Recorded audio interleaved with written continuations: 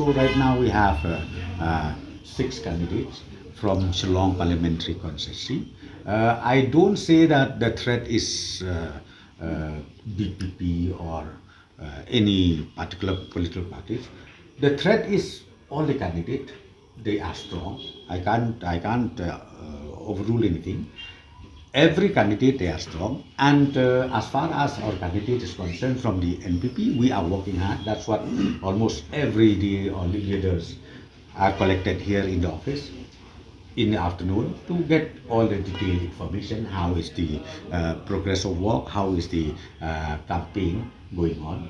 And today I'm telling you, we have just come back from July also, where quite a number of leaders they join us today, and not only in July here itself. I think the working president has already welcomed those leaders who has joined the NPP. So overall, let me tell you, as far as the Shillong parliamentary as well as Tura parliamentary, these both seats, I'm very sure, will be able to come out victoriously. Our party, I think, if you go as per the Constitution of India, we are for the tribal.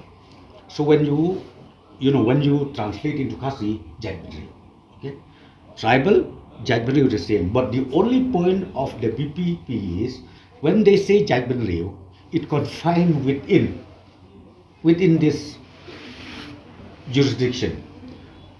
Not even Meghalaya, I should say, maybe within few districts. But when ourselves talk about the tribal, we want to make sure that the tribal is safe, the tribal is fully protected at any cost by the government of India or by any respective state. Is inclusive, starting from Meghalaya, northeastern states, and also the whole nation. Wherever the tribal people are there, means NPP stands for them.